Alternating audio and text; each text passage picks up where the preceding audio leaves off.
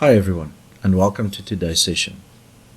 In today's session we will be covering audit discovery, what its purpose is, and what benefits it provides to you and your organization. We will also cover vulnerability management and integration with incident response and what the purpose is of that. First off, the Audit Discovery tool is intended to provide you with a listing of all your internal assets or external URLs, etc., and to correlate all available information about those, such as open ports, vulnerabilities, etc. So the first step in the process is to add assets. Let me show you that. When you click on Audit Discovery, it will take you to a landing page. You will see that there are various aspects to the landing page, including your defined assets, any findings or new findings, scans that were performed or defined, etc. If you have any rules that's specific to the environment, your scan engines, etc. that's available, your asset grades. The asset grades are classified based on the criticality that you've defined for the individual asset, as well as the rating that it's received based on the vulnerabilities that it has. So if you have an asset that has a high criticality rating and it has a grade of F, for example, so say for example you have remote code execution vulnerability, it will increment the number here. As you can see, when I hover over it, the pointer changes, so that is to indicate that it's a clickable link. You can, by clicking on one of these blocks, get access immediately to a listing of devices that falls within that scoring criteria. This allows for a better focus on your vulnerability management side of items, as it will allow you to focus on the high criticality items with critical findings, and you can work your way down to low criticality with no findings for small configuration changes, etc.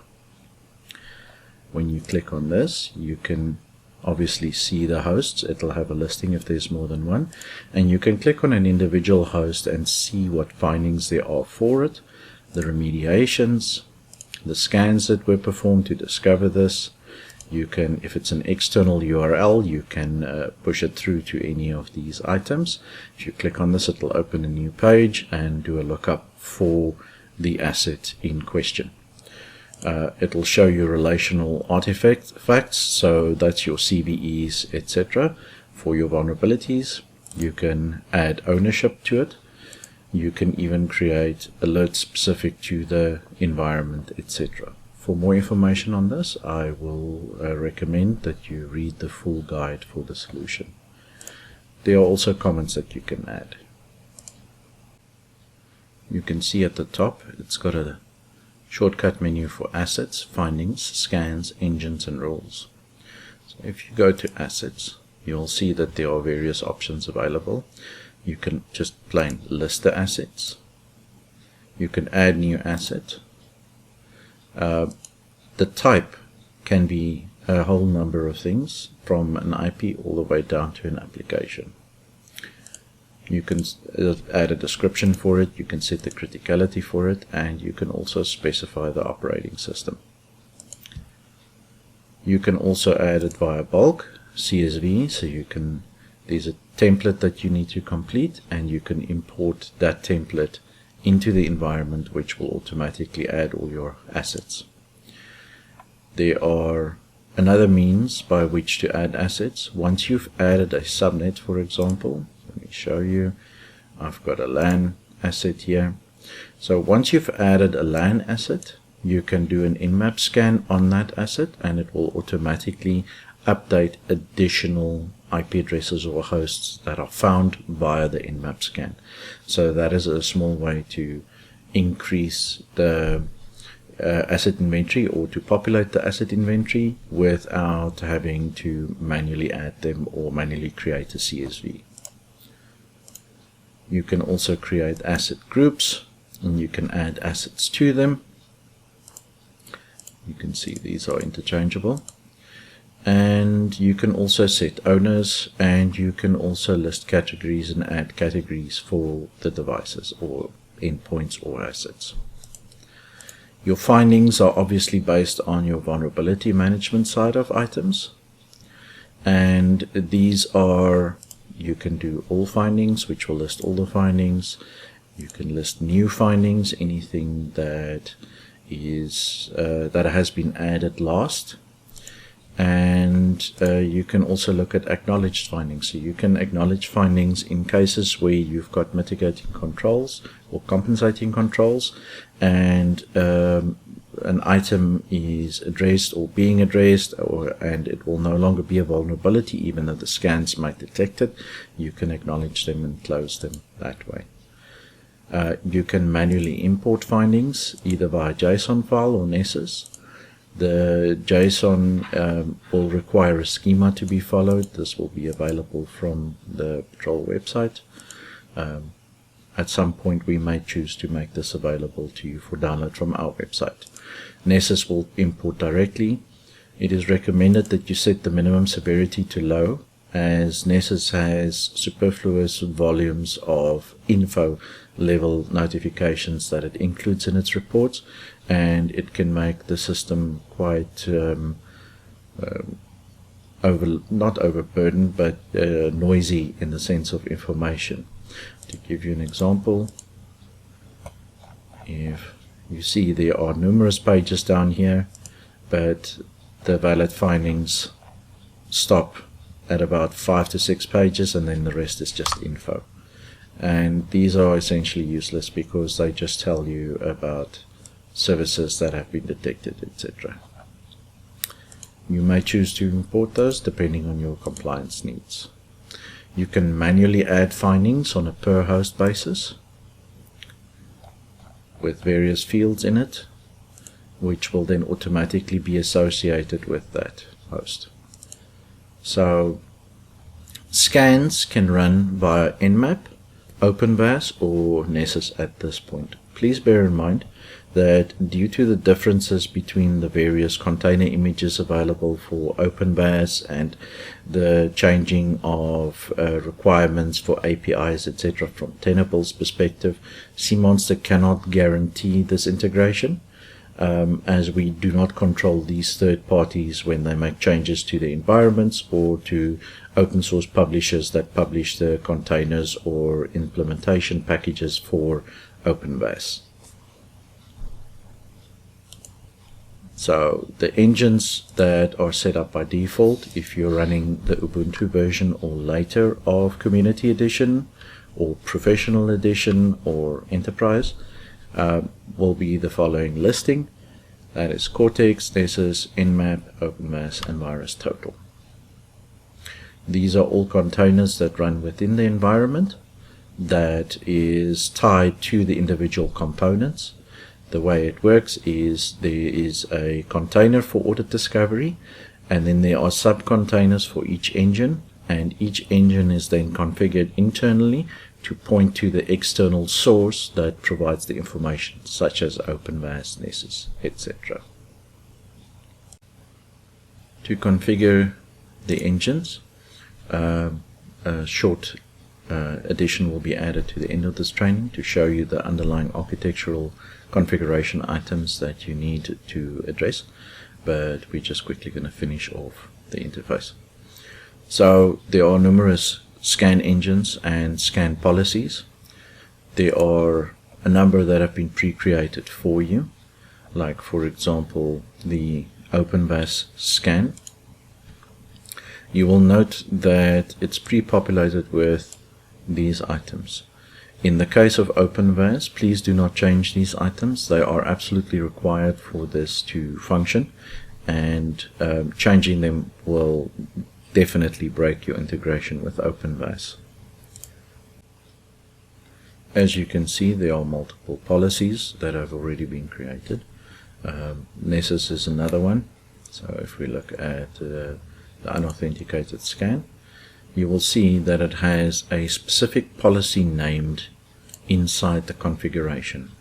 For the Nessus side, it is absolutely important that you create the policy that matches this inside Nessus itself, and it is case sensitive and it is also space sensitive.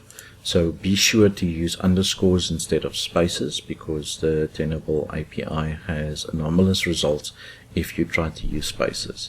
It will work sometimes and other times it won't, depending on the version of Tenable Nessus that you're using.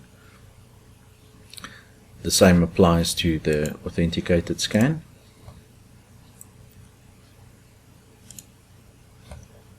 And the items listed here may or may not work, depending on what changes have been made to the API for Tenable.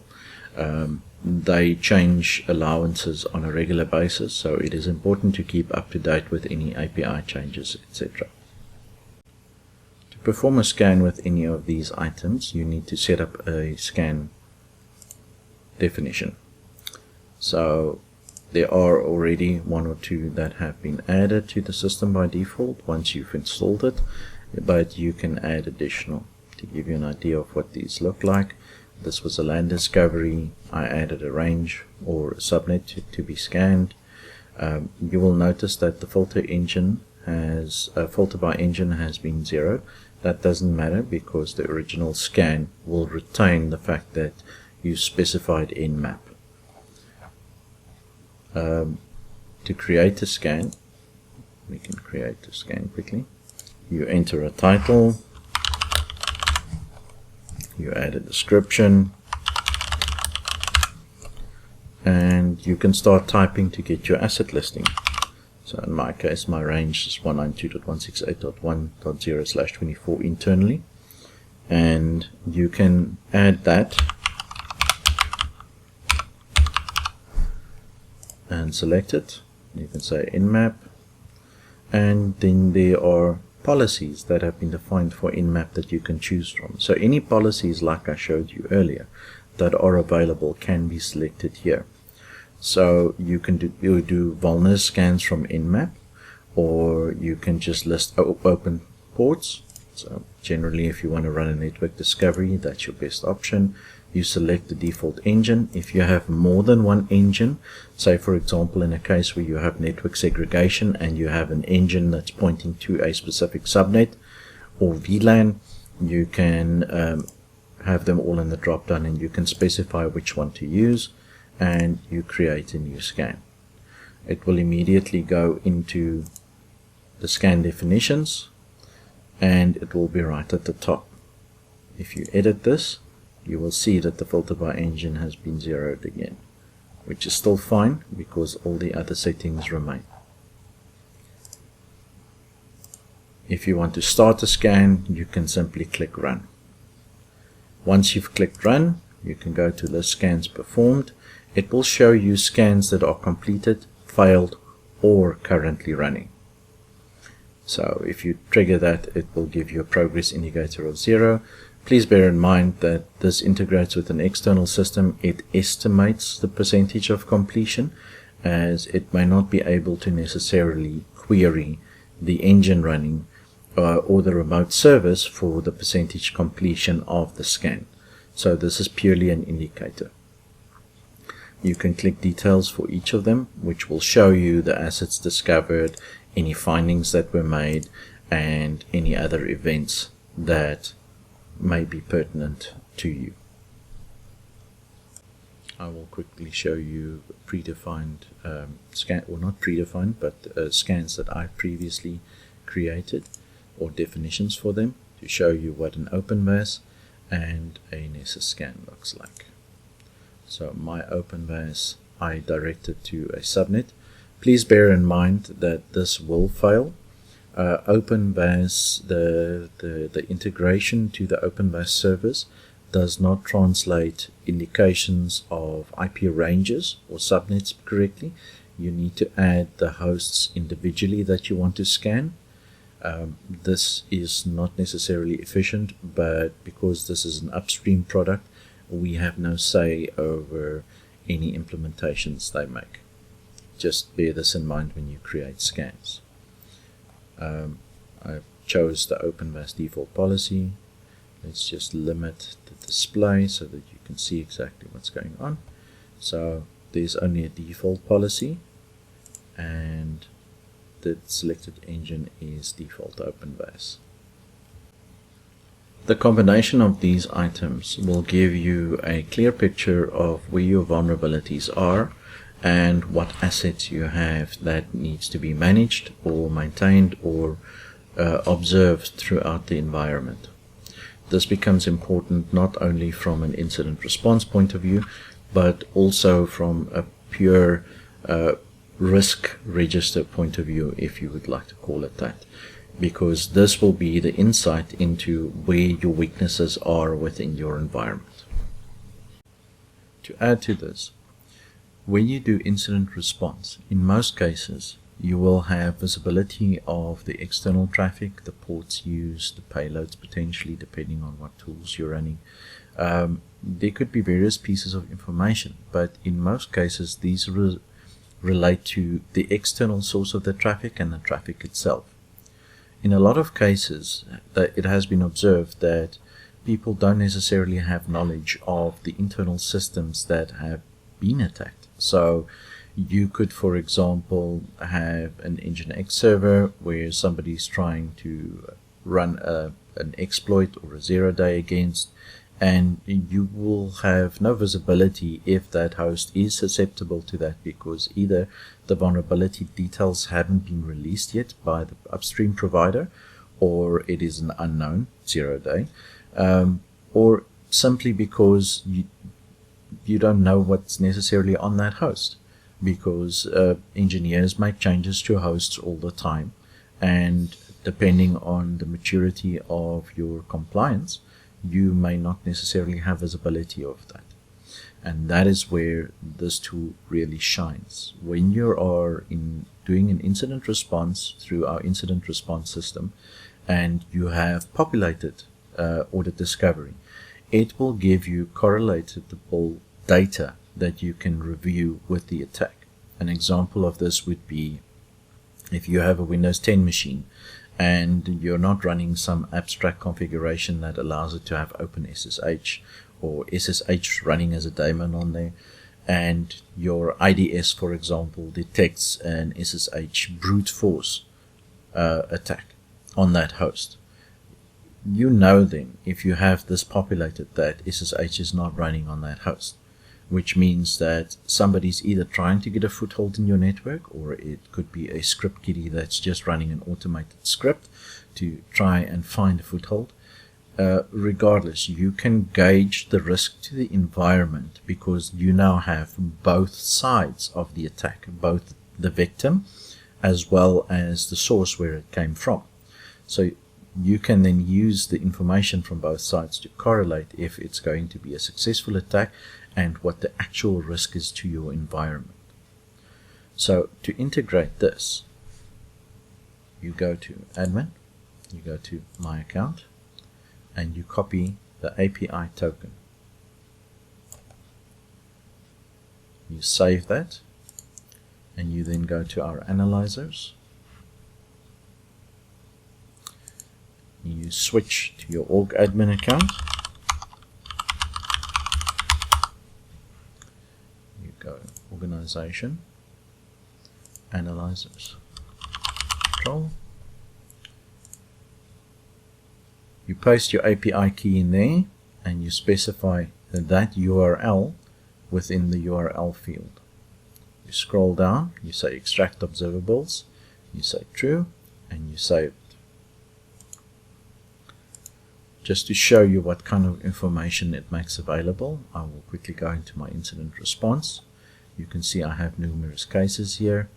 So what I'll do is I'll pick a random one, and then I'll add an observable for my internal IP. There's already one there, and you can see now it has a grading listed here as well as findings. So you can click on any two of those and it will have up-to-date information based on the last time you refreshed this. So you can go into it and you can see this was April the 23rd. If you have updated information, you can refresh that. It will retain the previous results and the current results, so that you don't lose any of the previous knowledge. You can see that one's still present, and this one is busy extracting the information from the system. Now it's complete, and you can go back and you can see our findings have now turned red. So the grade has changed, but there are red findings here. You can see there's one critical. You can scroll down until you find the high, and you can see that the operating system is out of date. So you can then take that further and investigate further to see what the potential impact is and if there's any vulnerabilities to be concerned about. This becomes very important if you have limited time, limited resources, and you need to get your answers as quickly as possible, and that is why this integration is such a powerful tool to use. So now you understand how all these components fit together. So as promised, I will give a brief introduction into the changes that need to be configured in the low-level environment or from the command line to integrate these engines correctly. Please note that the following actions are specific to the Ubuntu version or later. If you are still running the core OS version, there are additional steps that are required, but it is recommended that you upgrade to the Ubuntu edition. To review these settings, it is important to go to an SSH prompt for your cMonster instance, or to your Bastion host if you're running the Kubernetes version. Be sure to elevate your privileges to root, and then edit the common env.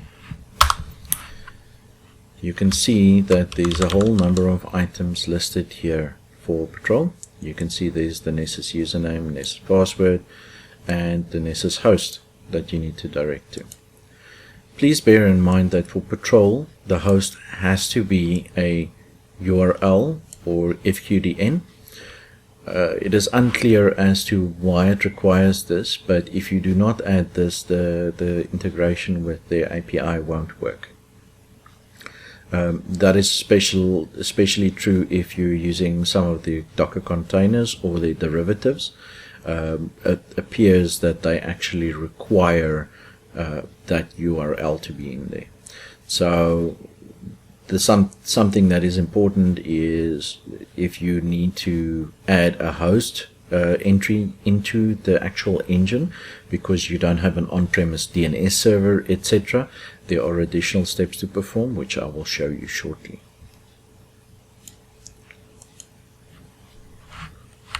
Once you've updated these settings, you can obviously exit this file, and you don't need to make any other changes to that file or re-evaluate it, etc.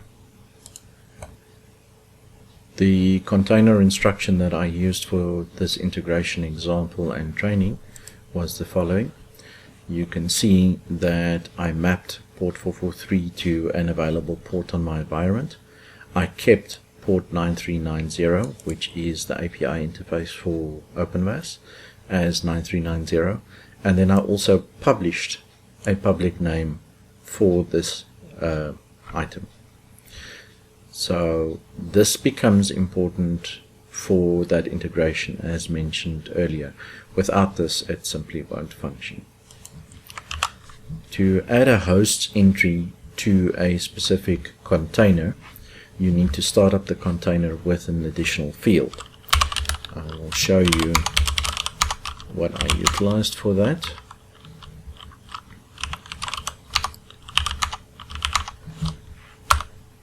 I added that item there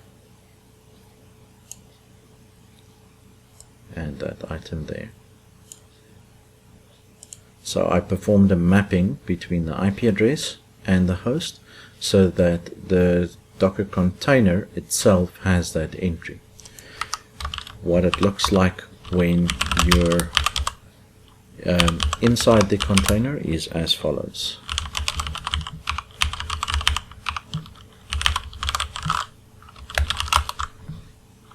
You will note I use ash, which is, as previously mentioned, the Alpine Linux shell.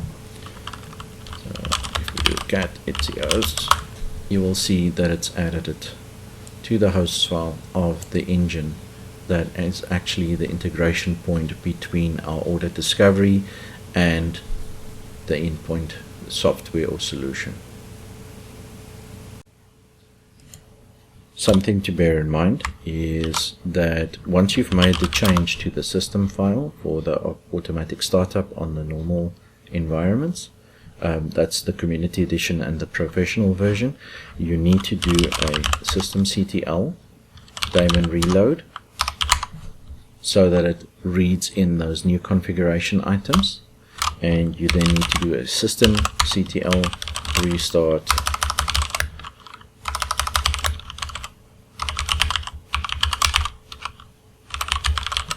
to make it functional. This is very important, as without that the system integration will not work. With that, I'll bring us back to the console of the solution.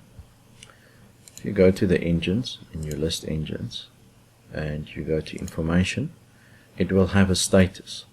It is important to note that this status is the communication between audit discovery and the engine that it uses for integration with the external software or solution. This does not mean that the point from the engine to the software or solution is functional. It is a very clear distinction that needs to be understood, because a lot of people get stuck and says, but it says ready and it's not scanning. You need to make sure that your solution or endpoint is functional. The best way to troubleshoot it, if your scans aren't working, is to tail the logs in your destination system to see if there's authentication errors, if the URLs are incorrect, etc. As stated previously, due to numerous changes taking place in these open source or purchase solutions, but with API changes, CMonster cannot take responsibility for other vendors making changes to the environment. We will, however, endeavor to assist you as best as possible so that you can get these systems integrated and working with your platform. That brings us to the end of Audit Discovery. Hope you enjoyed the session. There are numerous sources online with additional information. If you have specific questions, you are free to send them through to us, and we'll provide any relevant information that is available or that are relevant to your question. Hope you enjoy playing with the system, and I'll see you in the next session.